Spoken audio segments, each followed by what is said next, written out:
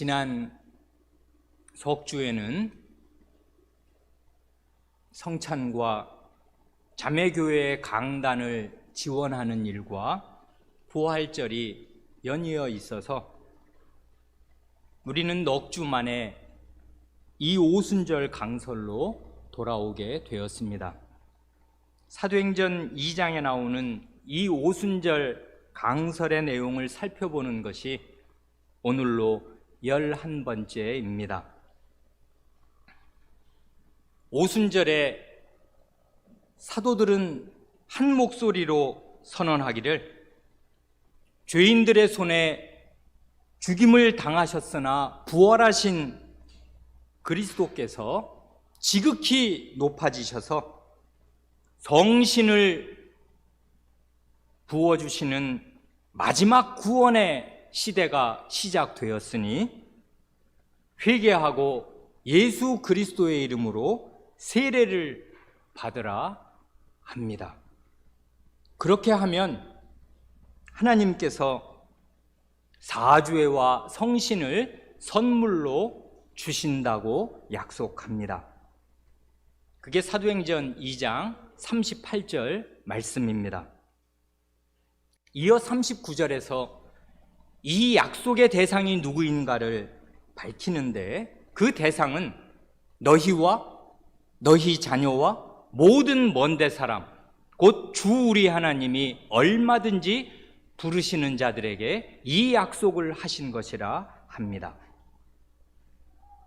우리 하나님께서는 얼마나 은혜로우신 분이신가 할 때 죄인을 구원으로 부르실 때마다 언제나 그 죄인에게 속한 자녀들까지 함께 불러주신다는 사실을 지난번에 교우분들께 말씀드렸습니다. 하나님의 은혜 언약은 그게 노아 언약이든 아브라함 언약이든 다윗 언약이든 상관이 없이 언제나 그 언약에 신자뿐 아니라 신자의 자녀까지를 포함시켜 주십니다. 이와 관련해서 두 가지 점을 보충해서 말씀드리고 싶습니다.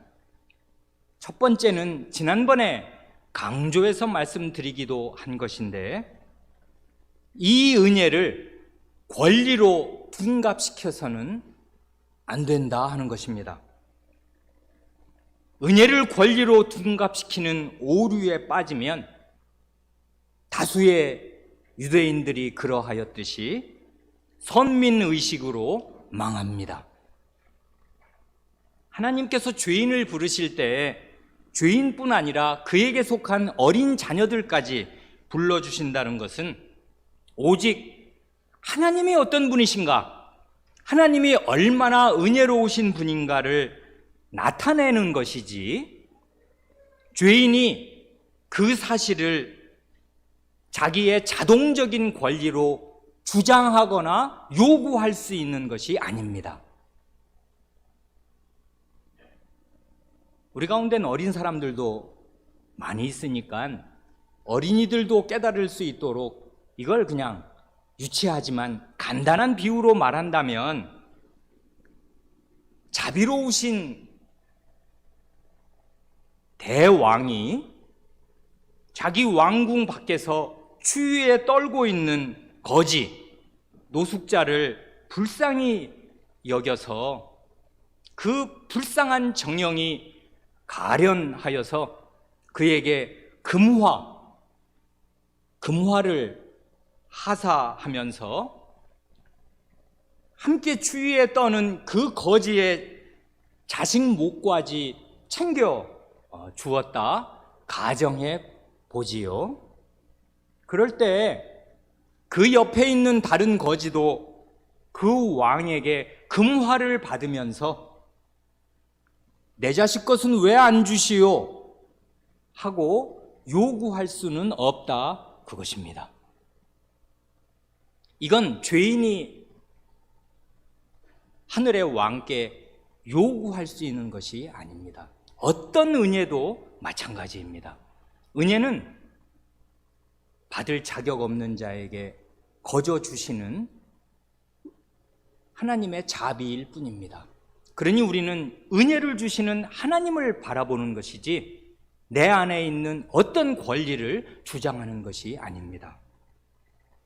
둘째로, 그러나 하나님께서 얼마나 은혜로우신 분인가를 믿는 신자는 하나님이 그런 분이시기 때문에 자기 자녀가 믿음을 잃고 방황할 바로 그때에도 그 은혜의 하나님께 나아가 끈기 있게 호소할 힘을 오직 그 하나님을 바라보고 믿는 믿음에서 얻는 것입니다. 믿음이란 그 정의가 하나님을 바라보는 것이고 하나님을 신뢰하는 것입니다. 우리는 이렇게 기도합니다. 하나님, 저나 제 자식이야 본래 멸망받아 마땅할 죄인들임에 틀림이 없습니다마는 하나님께서는 죄인을 불쌍히 여기실 때마다 언제나 죄인의 자식까지 함께 불쌍히 여기시는 자비로우신 분이십니다. 저는 오직 이 하나님의 자비와 은혜에 호소합니다 하고 자식이 불신 가운데 눈을 감는 바로 그 순간까지는 이런 소망을 가지고서 하나님께 호소할 수 있고 호소하는 것입니다. 이게 믿음입니다. 믿음은 자기 안에 어떤 것을 바라보는 것이 아니고 죄인을 불쌍히 여기시는 하나님을 바라보는 게 믿음이라고요. 이런 하나님께서 살아계시고 모든 은혜 언약을 베푸실 때마다 죄인과 함께 죄인의 자녀를 불쌍히 여기신다는 뜻을 명명백백하게 보여주시니 우리는 그 하나님의 은혜를 믿고 의지하면서 죽는 날까지 하나님께 호소할 수 있습니다. 이것이 믿음을 가진 사람들의 기도입니다. 그걸 지난번에 드린 말씀에 보충해서 조금 더 부연해서 말씀드리고 싶습니다. 그 다음 40절, 사도행전 2장 40절을 보면 또 여러 말로 확증하며 권하여 가로되 너희가 이 패역한 세대에서 구원을 받으라 합니다. 베드로 사도의 이날 이 오순절 강설이 사도행전 그 2장 14절서부터 바로 앞 39절까지 이게 몇 절입니까? 26절 가까이 이렇게 굉장히 길게, 이건 요약해서 적은 것인데도 이만한 그 내용으로 길게 이어졌는데요. 이제까지 그걸 우리가 이제 한 10번 이상에 걸쳐서 14절부터 그 39절까지를 그저 대강 훑어가면서 살펴본 것인데, 이제까지 한 그 말들만이 아니라 그 이후에도 우리가 가지고 있는 이 성경에 기록되지 않은 여러 말들을 하면서 확증하며 권한 것입니다. 그래 여기 보면 또 여러 말로, 이 말이 무슨 말인지 오늘 우리는 모릅니다. 그러나 이와 같은 이제까지 한 강설의 취지와 부합하는 여러 다른 말들을 하면서 확증하며 권한 것이고요. 그 권유의 요지는 한마디로 너희가 이 패역한 세대에서 구원을 받으라 한 것이었습니다. 사도는 이 패역한 세대라는 말로 우리가 살고 있는 이 세상의 정체와 본질을 폭로합니다. 패역한 세대에서 세대라 할 때 인간의 사회, 이 죄인들의 사회를 시간적으로 표시하면 세대인 것이고 공간적으로 표시하면 세상인 것이어서 세대나 세상은 같은 말인데요. 이 세상, 이 세대의 본질은 한마디로 패역한 것, 곧 하나님을 거스르고 반역하는 것입니다. 그래서 결국은 그 패역의 정점은 어디에 있고 패역의 그 본질은 어디에 있는가 하면 하나님의 아들을 살해한 것입니다. 그래 세상은 정말 무서운 세상이고 구원받지 못할 세상입니다. 이 사실, 이 세대가 패역한 세대요, 이 세상이 패역한 세상이라는 이 사실은 지금 이 사도행전, 우리가 읽고 있는 사도행전을 쓴 누가 선생의 또 다른 기록이 있지 않습니까? 누가복음, 그 누가복음을 보면 아주 분명해집니다. 누가복음에 이 세대라는 말이 나오는 곳을 다 찾아보면 누가복음 24장까지 있습니까? 그 가운데 11구절에 모두 12번이 나옵니다. 이 세대라는 말, 이 세상의 뜻을 담은 이 세대라는 말이 12번 나오는데 모두 우리 주님 자신의 입으로 그 말씀을 하십니다. 주님 자신의 입으로 이 세대라 하실 때마다 이 세대의 특징이 무언가 하면 구원자로 오신 주님 자신을 불신하고 거역하다가 마침내 살해하는 그런 세상, 그런 세대를 가리켜 이 세대라 하십니다. 대표적으로 시간이 없으니까 12군데를 다 살펴보지 못하고 대표적으로 두 군데만 읽으면 이렇습니다. 주님의 말씀을 들으십시오. 누가복음 11장 29절로 30절에서 우리 주님께서는 이렇게 말씀하십니다. 이 세대는 악한 세대라. 표적을 구하되 요나의 표적밖에는 보일 표적이 없나니 요나가 니느웨 사람들에게 표적이 됨과 같이 인자도 이 세대에 그러하리라 하십니다. 주님께서는 베드로 사도와 똑같은 심정으로 이 세대를 가리켜 단 한마디로 악한 세대라 하시는데 이 세대의 악함은 어디에 있는가 할 때 마치 요나가 무덤이나 아무 진배 없는 죽음의 자리, 땅 아래 바다의 물고기 뱃속에서 3일을 있었던 것처럼 인자도 이 세대에 이렇게 될 것을 말씀하십니다. 주님께서는 지금 누가복음 11장 이 말씀을 하실 때 자신이 이 악한 세대에게 어떤 일을 당하여서 무덤에 날수로 3일 동안 묻히실 것인가를 내다보시고, 그러나 요나가 그렇게 인생을 마친 것이 아니요 무덤 같은 물고기 뱃속에서 나와서 그 복음을 니느웨 사람들에게 전하였듯이 자신도 죽임당한 그 몸으로 부활하셔서 이 부활의 표적이 되실 것을 이 말씀으로 말씀하셨는데, 이 말씀에서 이 세대의 악함이 결정적으로 드러납니다. 그래, 같은 뜻의 말씀을 또 하시는데 이 세대라는 말이 누가복음에 나올 때마다 다 읽어보시면 한결같습니다. 누가는 그런 세대를 붙잡아서 지금 여기에 기록한 것이란 말입니다.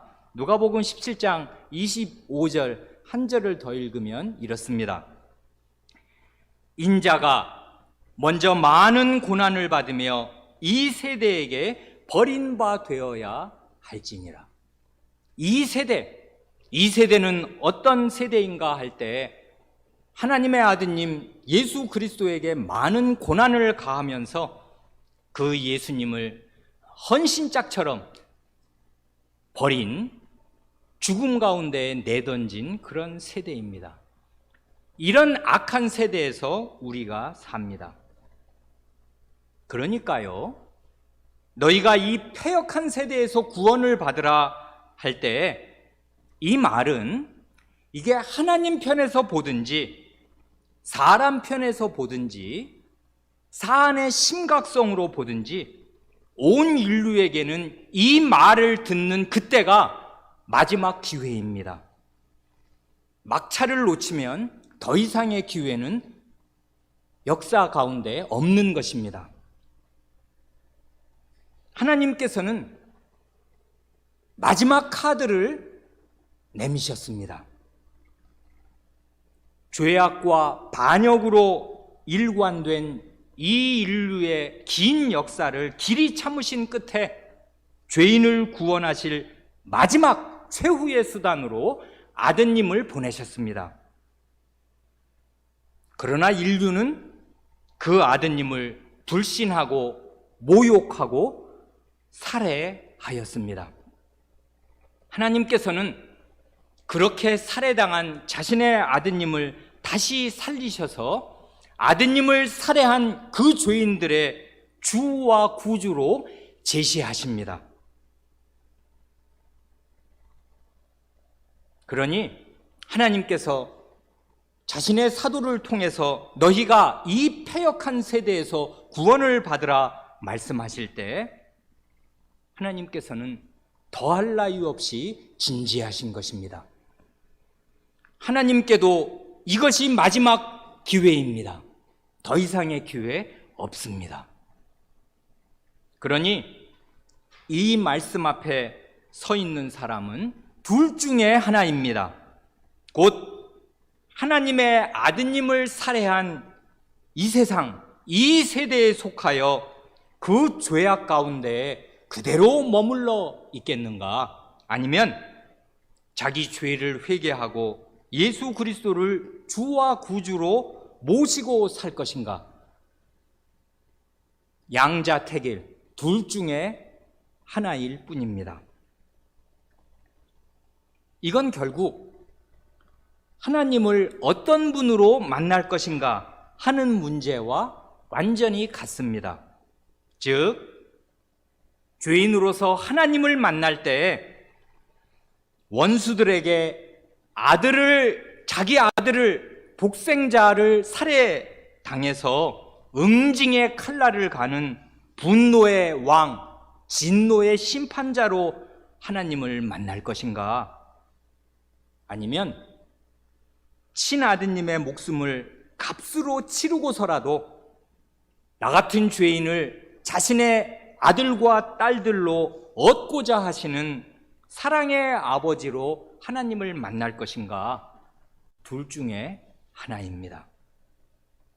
그러니 이 마지막 너희가 이 패역한 세대에서 구원을 받으라 하는 이 사도의 복음은 죄인이 구원 얻을 마지막 기회입니다. 41절 그 다음 말씀을 보면 그 말을 받는 사람들은 세례를 받음에 이날에 제자의 수가 3,000이나 더하더라 합니다. 참으로 대사건이 일어났습니다. 오순절 날에 모여서 이 사도의 강서를 들었던 유대 군중 가운데 3,000명이나 되는 그 무수한 사람들이 예수 그리스도의 이름으로 세례를 받고 신약의 교회에 가입한 것입니다. 이 3,000명이 들어오기 전에 교회의 상태는 어떠하였던가? 이날 이 많은 사람들이 교회에 신규 회원으로 가입하기 전에 초대 교회의 모체가 되었던 신자들의 수가 과연 얼마나 되었던가? 우리는 잘 모릅니다. 성경에 단편적인 추리할 만한 자료가 없지는 않습니다. 주님께서 부활하신 몸을 500여 형제에게 일시에 보이셨다 하는 말씀이 고린도전서 15장 6절에 나오고요. 여기 사도행전 그 앞 1장 15절을 보면 이 오순절 어간에 함께 모여서 전심으로 기도하다가 각각 성신의 충만함을 받았던 신자들이 120명쯤 됩니다. 그러니 이건 지금 예수님 부활 때부터 이 오순절 때까지가 다 합쳐서 40며칠, 그 예수님 돌아가실 때부터 이 오순절 때까지가 6월절부터 오순절은 50일이니까요. 그 부활하시고 나서 언제 500여 형제에게 일시에 자신을 보이신 때가 언젠지 우리는 모르니까 그 40 며칠, 그러니까 한 달 어간에 이제 그런 일이 일어났는데, 그때 예수님이 부활하신 자신의 몸을 모든 사람에게 다 보이신 것 전혀 아닙니다. 믿는 사람들에게, 자신을 참되게 따르는 사람들에게만 따로 보이셨는데, 그 사람들의 총합이 말하자면 한 500명이었겠는데, 그런 사람들 가운데 왜 나머지 380명쯤 되는 사람들은 그날 다 어디 가고 왜 여기에 지금 120여 명만 모여 있는 것인지 우리는 모릅니다. 그러니 결국 그 500명이든 120명이든 그 사람들이, 겨우 고만한 사람들이 우리 주님의 공생의 사역의 직접적인 열매라고 조심스럽게 말할 수도 있겠습니다. 그런데요, 이날 베드로 사도가 설교를 하니까 그 설교를 듣고 단 하루에 3,000명의 교인이, 이거 참된 신자가, 세례받고 교회에 들어오는 참된 신자가 3,000명이 늘어난 것입니다. 그러니 아주 조심스럽게 말한다면은 우리 주님께서 3년 반 동안 내내 설교하시고 표적을 행하신 결과로 참된 신자가 된 사람들의 수보다도 베드로 사도의 단 하루, 단 한 번의 설교를 듣고 신자가 된 사람들의 수가 훨씬 더 많은 것입니다. 그러니 이게 어찌 된 일입니까?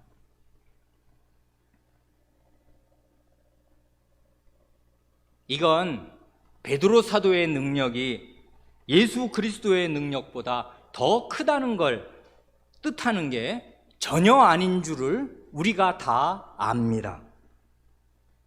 이건 사람의 능력으로 된 것이 아니고요,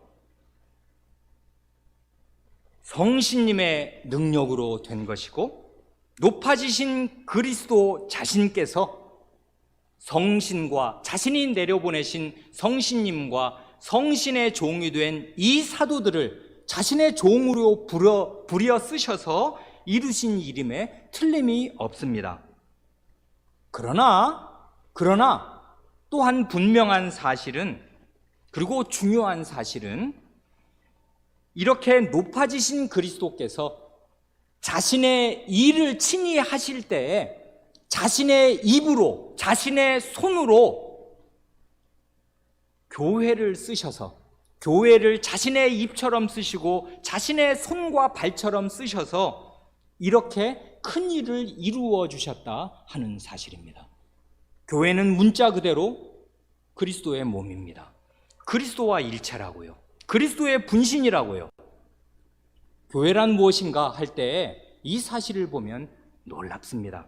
이건 주님께서 한 40-50일 전에 이미 하신 말씀의 성취입니다. 주님께서 잡히시던 날, 그러니까 6월절 바로 전날 요한복음 14장 12절에서 이렇게 말씀하셨습니다.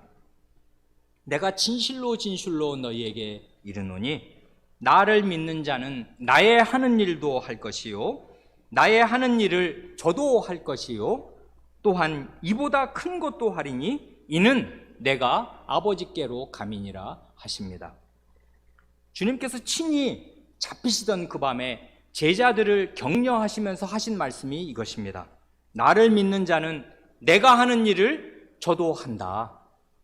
그뿐만 아니라 내가 하는 일보다 더 큰 일을 한다 하고 주님께서 분명히 말씀하셨는데, 그 이유가 중요한데, 그 이유가 뭔가 하면 내가 아버지께로 가기 때문입니다. 말하자면 그리스도께서 이 땅에 계셨을 때에는 낮아지신 관계로 그리스도의 총력은 우리의 죄를 구속하기 위한 죽음의 그 형틀을 지는 데에 집중되어 있었습니다. 그리고 주님 몸 자신이 낮아진 몸이었습니다. 그러나 이제 그 구속의 일을 완수하시고 그리스도께서 부활하셔서 아버지께로 가셔서 하늘 보좌에 앉으시면 하늘과 땅의 모든 권세를 가지신 몸으로 육체의 한계에 갇히지 않는 그 영광스러운 몸으로 자신의 몸인 이 교회를 능력 있게 부려 쓰셔서 이 땅에서 이루신 일보다 더 큰 일을 얼마든지 이루시겠는데, 그 첫 번째 증거가 이 오순절날에 이 3,000명으로 나타난 것입니다.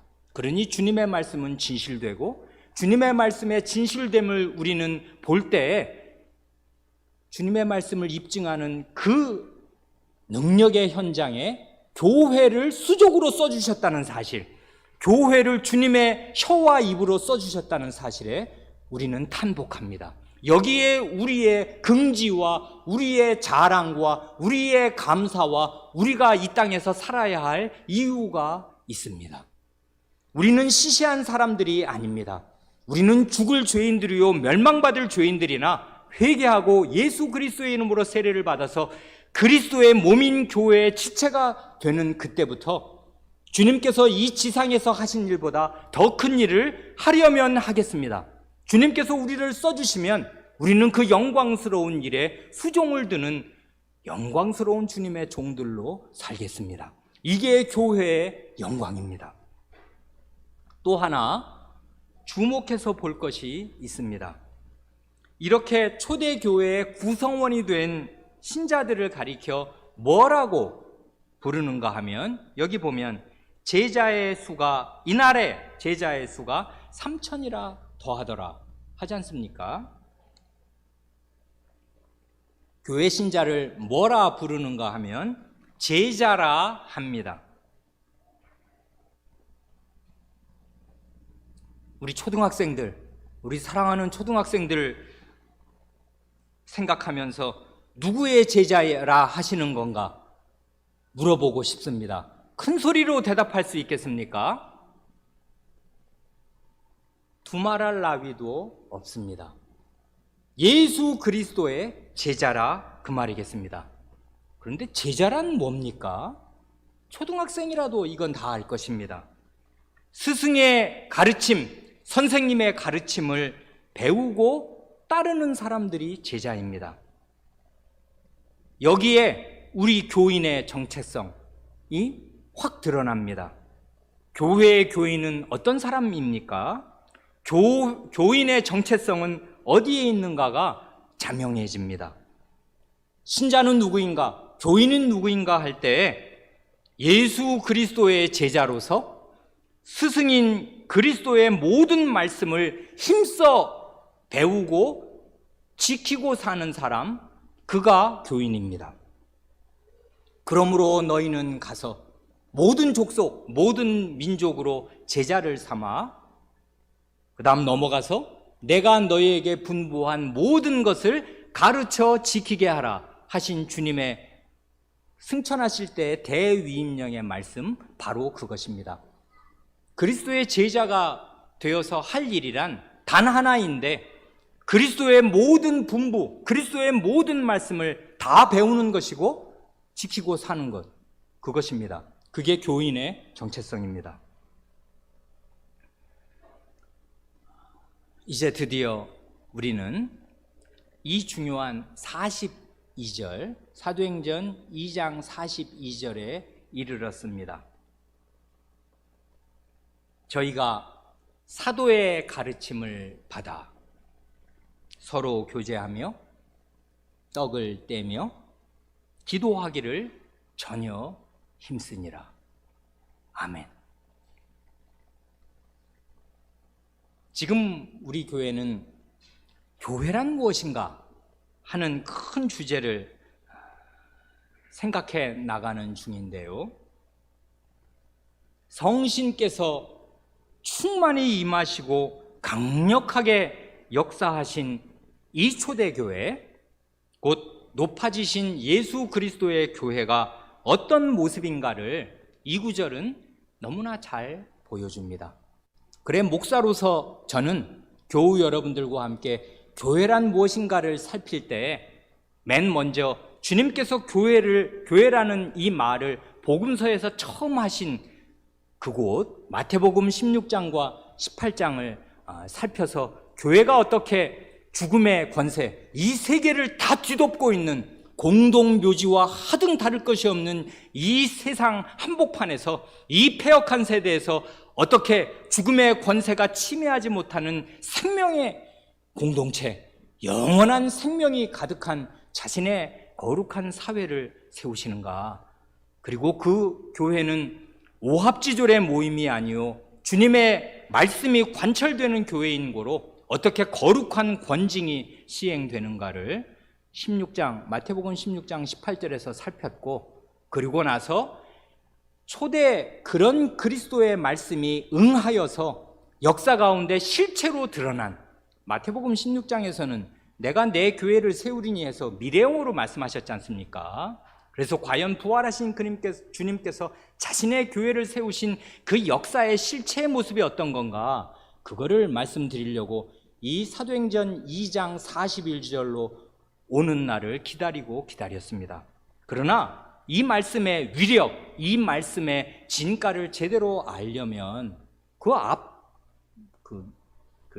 사도행전 2장 14절서부터 내려오는 베드로 사도의 그 오순절 강설이 과연 무슨 뜻인가를 알아야 하니까 이제까지 10번 넘게 그 설교의 내용을 그저 대강 훑으면서 살펴보았습니다.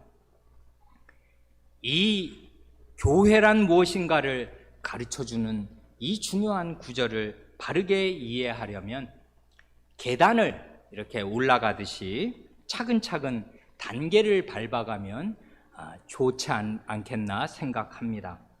1단계는요, 그건 이제 첫 걸음으로 첫 계단 밟는 거니까요, 국어적인 이해가 필요합니다. 국어 못하면 하나님 말씀 이해 못합니다. 국어가 돼야 된다고요. 우리말을 제대로 이해하는 게 우선입니다. 그래서 우리가 아이들에게 힘써 그 우리말 가르치고 학교에 가서 교육시키는 거 아닙니까? 국어를 제대로 배워야 하나님 말씀이 우리말로, 인간의 언어로 되어 있으니까 말입니다. 그래, 전혀 힘쓰니라 하는 말, 우리말로 제대로 이해해야 하겠는데요. 전혀 힘쓰니라 할 때 전혀라는 말, 성도 여러분 무슨 말인지 아십니까? 아니 그걸 내가 왜 몰라? 그렇게 생각하시겠습니까? 우리말이 참 어느 나라 말이나 마찬가지지만요, 그 그냥 한 글자로 눈이라는 글자를 쓰고 그렇게 말을 할 때 이게 이렇게 보는 눈도 있고 하늘에서 겨울철에 그 내리는 눈도 있어서 눈 그러면 이게 어느 눈인지 문맥에서 파악해야 되는 거지 않습니까? 배, 그래도 마찬가지잖아요. 먹는 맛있는 배도 있고 강 바다에서 타는 배도 있고 배가 쌀쌀 아픈 우리 몸의 배도 있는 거지 않습니까? 그러니까 같은 단어라고 해도 그걸 동음이의어라고 하잖아요. 발음만 같고 뜻은 전혀 다른 그런 동음이의어가 인간의 언어에는 있는데요, 여기 전혀가 그렇다고요. 전혀에는요, 전혀 다른 두 가지 단어가 같은 말인 것입니다. 이 전혀의 그 전자가 온전 전자를 쓰면요, 그 왜 완전하다 할 때 그 온전 전자를 쓰는 전혀, 그게 무슨 뜻이냐 하면 전혀 모른다. 나는 전혀 모른다. 나는 그 일과 전혀 관계가 없다 할 때는 그 온전 전자 전혀를 씁니다. 그건 주로 이때 쓰는 전혀는 뒤에 부정하는 말이 하고 잘 어울려 가지고 전혀 모른다, 전혀 상관없다 이렇게 할 때는 온전 전자를 쓰는데 여기서는 그 뜻이 아니라고요. 그 단어를 쓴 게 아니라고요. 그러면 말이 안 된단 말입니다. 전혀 힘쓰지 않는다 이렇게 해야 말이 되지, 전혀 힘쓴다 하면 이게 우리말이 아니란 말입니다. 말이 안 되는 말이 돼요. 그래서 여기서는 온전 전자 전혀가 아니고 우리말에요, 이게 옛 우리말에 오로지 전자라고 있습니다. 뭐 전공을 한다든지 전문대학이라든지 전문 분야 할 때 그 오로지 전자를 쓴다고요. 그 오로지 전자를 쓰는 전혀입니다. 그런 말도 있습니다. 그건 전혀 개인적인 사건이다 라는 말 할 수가 있습니다. 그럴 때 그 전혀라는 말은 앞에 말한 전혀 모른다 할 때 온전전자 전혀하고는 전혀 다른 뜻이고요.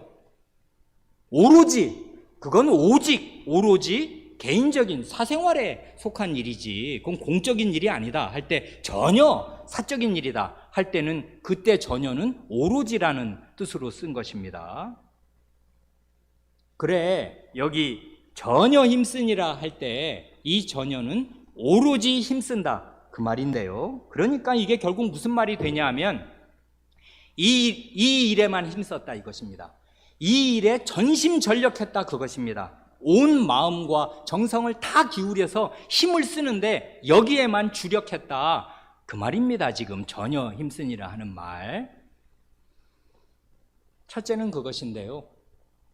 이제 한 계단 초등학생처럼 국어로 이 말을 이해했으니까 이제 그 다음 계단, 한 계단 더 올라가 보지요. 어떤 분은 아마 이렇게 생각하실 것입니다. 목사가 참 힘이 넘쳐서 뭘 그렇게 단어 얘기를 오래 하냐. 나는 개정개혁 가지고 있다. 그건 옛날 성경 한글개혁에나 전혀 힘쓰니라 그랬지, 개정개혁에는 아예 번역이 오로지 힘쓰니라 이렇게 다시 번역이 돼서 내 성경으로는 아무 일도 없는데 뭘 목사가 저렇게 힘을 빼고 긴 얘기를 하냐 이렇게 생각하실 수 있는데요. 여기에 어려운 점이 있습니다. 그래, 두 번째 계단은 뭐냐면 번역의 문제라고요. 결국 하나님께서 하나님의 말씀을 우리에게 주실 때 인간의 언어로 주시고, 맨 처음에는 구약은 히브리어, 신약은 그리스어, 헬라어로 주신 관계로 그게 2000년 전, 훨씬 그 이전 언어 아니에요. 그러니 이게 언제 때 우리나라 고조선 이전 언어란 말입니다. 그걸 한국말로, 우리말로 번역을 하려니 이게 보통 일이 아니고요. 번역에는 언제나 굉장한 어려움이 있습니다. 그래, 여기에 이게 정말 아쉬운 그릇된 번역이 되었습니다. 그 개정개혁, 여러분 개정개혁 가지고 계신 분도 꽤 있을 텐데, 개정개혁은 이렇거든요. 그들이 사도의 가르침을 받아 서로 교제하고 떡을 떼며 오로지 기도하기를 힘쓰니라.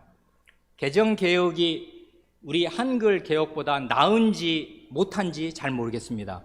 전혀라는 말을 오해하지 않도록 오로지로 바꾼 것은 나았는지 모르겠는데, 오로지 기도하기를 힘쓰니라 하면 우리를 오도한다고요. 오해를 불러일으켜요. 뭘 오해를 불러일으키냐면 오로지 힘쓴 게 어디에만 해당되는 거예요. 그건 어린 사람이라도 다 알겠지요. 오로지 힘쓴 게 기도에만 걸리게 번역을 잘못했다 그것입니다. 이건 오역이라고요. 지금 성경 말씀은 그렇게 기록되어 있는 것 아닙니다. 그러니까 전혀 힘쓴 거, 오로지 힘쓴 거, 전심전력하고 거기에만 주력한 것이 어디에 해당되냐 하면 기도, 맨 마지막 기도에만 해당되는 게 아니라 앞에서 이제까지 말한 4가지에 다 해당된다고요. 그래, 이거를 우리말로 이렇게 번역할 수는 없는데, 이제 성도 여러분의 이해를 돕기 위해서, 그리고 이건 우리 교회에서 제가 제 기억으로만 지금 서너 번째 드리는 말씀인데, 새로 교회에 가입하신 분들도 있어서 이렇게 구구절절 다시금 중요한 구절이니까 말씀드리는 것일 뿐입니다. 정신 차려 들으신 교우분들은 이미 마음속에 기억하고 계실 줄 믿습니다. 이걸 직역하면, 이해를 돕기 위해서 직역하면 이런 것입니다. 저희는, 주어를 저희는으로 하든 그들은으로 하든 아무 상관이 없습니다. 저희는 혹은 그들은 오로지 힘썼다, 전심전력했다.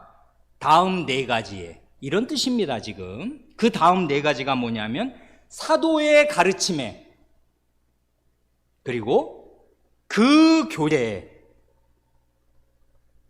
그리고 빵을 떼는 일에, 그리고 기도에, 그것입니다. 그러니까 전심전력한 것, 오로지 힘쓴 것의 그 분야가 4분야인데, 사도의 가르침, 그리고 교제, 그리고 빵을 떼는 일, 그리고 기도, 이것입니다. 이렇게 번역을, 이걸 어떻게 아름다운 우리말로, 성경 번역은 글자로 책으로 읽어야 하니까 이걸 아주 부드럽게 잘 번역할 수 있었으면 좋겠습니다만은 적어도 개정개혁의 번역은 우리를 오도합니다. 그러니까 썩 잘된 번역이 아니겠습니다. 그러나 우리는 인간의 언어, 인간의 번역은 언제나 이런 한계를 지닌다는 것을 넓은 마음으로 이해하지 않으면 안 됩니다. 누가 번역을 해도 한계는 명백한 거예요. 오해를 얼마든지 사람들이 할 수 있단 말입니다. 이제 2단계를 넘었으니 한 단계 더 올라가야 하겠는데 번역의 문제가 또 하나 있습니다. 거기 두 번째 주력한 거, 힘쓴 거에 서로 교제하며가 있지 않습니까? 그 서로라는 말은 없는 말을 갖다 붙인 거라고요. 원래 없습니다, 이 말이.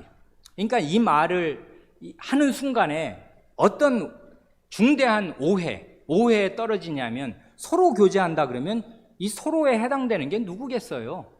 그냥 말 안 해도 이건 성도들끼리 이렇게 서로 사귀는 거 말하는 거지, 서로 교제하는 거, 그렇게 이해하기가 아주 쉽겠지요. 그런데 그건지 아닌지 잘 모르겠습니다. 그러니까 서로라는 말은 원래 없는 말이니까 그냥 빼면 됩니다. 원문에 없으니까. 그러니까 그들은 오로지 힘썼다. 사도의 가르침에, 그 교제에, 빵을 떼는 일에, 기도에, 이것입니다. 그러니 그 교제가 뭘 가리키는 교제인지 이제 우리가 살펴보겠습니다. 아무튼 우리는 지금 교회란 무엇인가를 생각하는 중인데, 교회가 주력해야 할 것, 교회가 오로지 힘써야 할 것을 이 네 가지로 이 누가 선생으로 그를 통해서 말씀하시는 하나님께서는 이렇게 하나님의 말씀으로 교회가 주력해야 할 방향을 네 가지로 제시하십니다.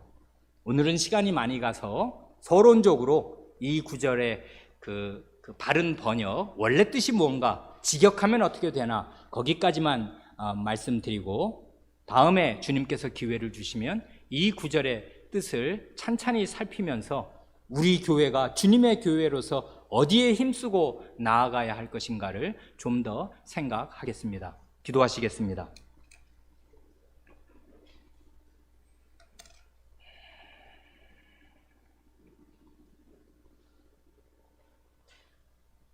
하나님 아버지,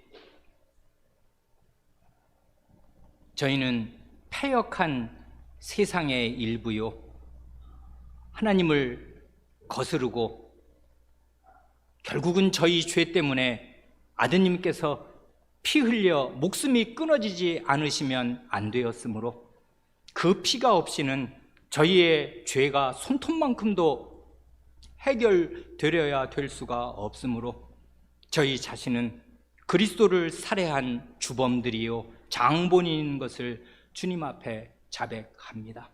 그러므로 저희는 이 세대의 일원이요 이 세상의 일원으로서 하나님의 복음의 말씀을 듣습니다. 이 망극한 복음 앞에 저희가 살 유일한 길은 단 하나밖에 없고, 이 패역한 세대에서 구원을 받아 예수 그리스도를 주와 구주로 영접하고 예수 그리스도의 죽음을 가져온 저희의 모든 죄를 뱀과 전갈처럼 미워하고 증오하면서 그 죄가 저희 안에 있으므로 날마다 자기를 부인하고 돌이켜 하나님께로 나아오는 길밖에 없으며, 그리스도를 주로 믿고 성신을 받아 성신을 의지하여 살아 하나님의 모든 말씀에 순종하고 사는 길밖에 없음을 고백합니다. 저희를 교회로 부르셨으니 이 교회가 무엇인지를 더욱 가르쳐 주셔서 이 세상 다른 교회들이 어떻게 하는지 상관이 없이 하나님의 말씀이 지시하시는 그 말씀으로 마음을 씻고 무장하여서 교회다운 교회, 그리스도의 교회로 이 세상에 바르게 나타나게 하여 주시기를 구합니다. 우리 구주 예수님의 이름으로 기도합니다. 아멘.